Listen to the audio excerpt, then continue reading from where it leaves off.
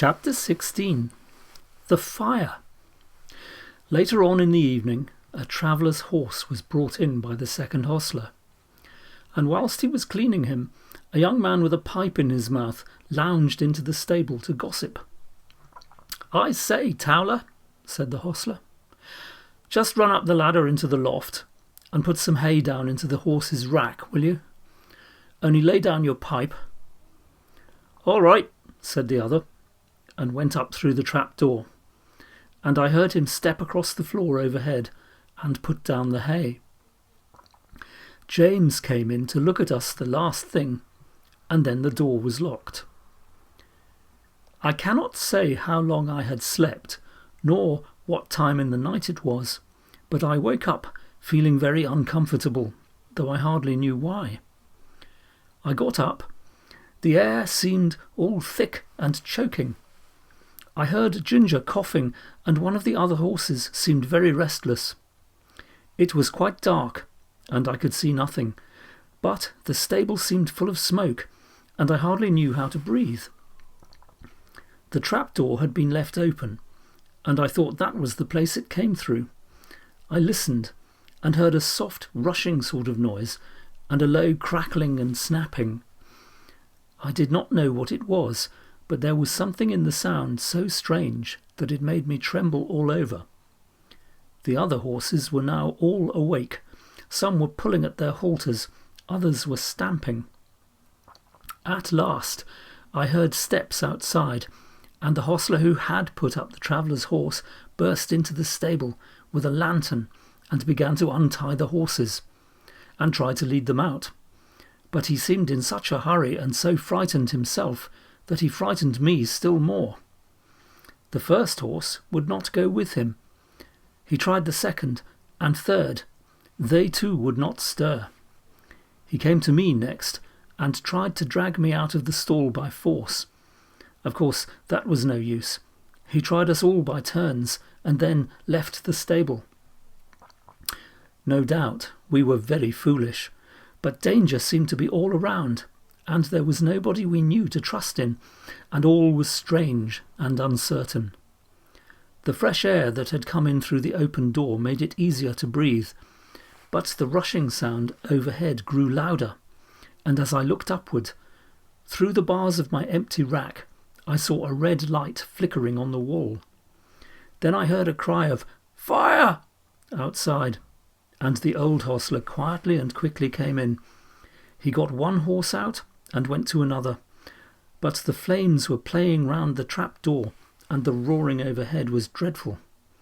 The next thing I heard was James's voice, quiet and cheery as it always was. "Come, my beauties, it's time for us to be off, so wake up and come along."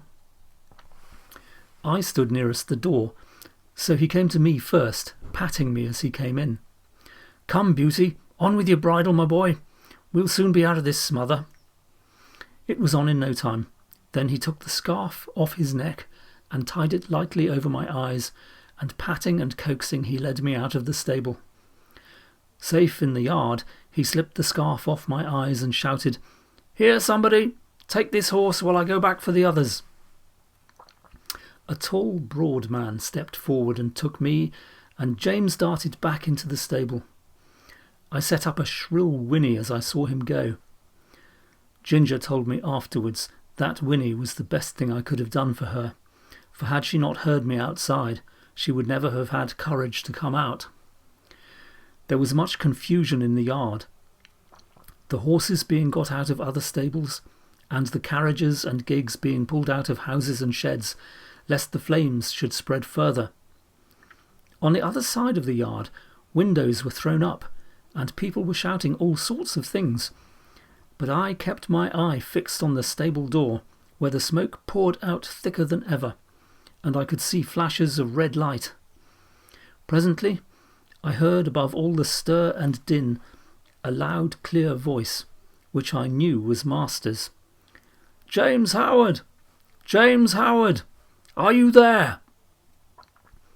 There was no answer, but I heard a crash of something falling in the stable, and the next moment I gave a loud, joyful neigh, for I saw James coming through the smoke, leading Ginger with him. She was coughing violently, and he was not able to speak. "My brave lad," said Master, laying his hand on his shoulder, "are you hurt?" James shook his head, for he could not yet speak. "Aye," said the big man who held me, "he is a brave lad and no mistake." "And now," said Master, "when you have got your breath, James, we'll get out of this place as quickly as we can." And we were moving towards the entry, when from the marketplace there came a sound of galloping feet and loud rumbling wheels. "'Tis the fire engine! The fire engine!"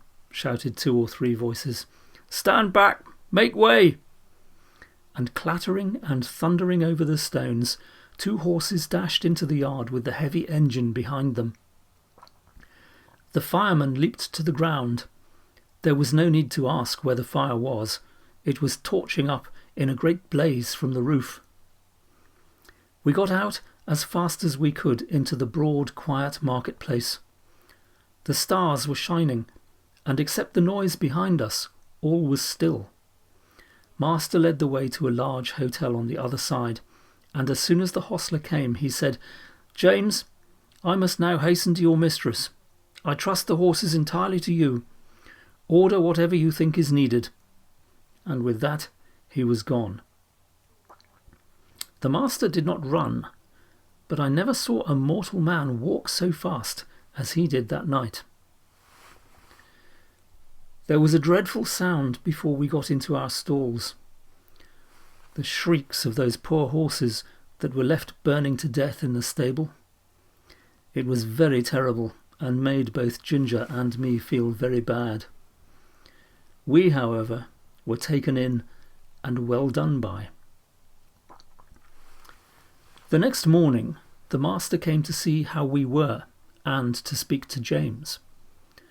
I did not hear much, for the hostler was rubbing me down, but I could see that James looked very happy, and I thought the master was proud of him.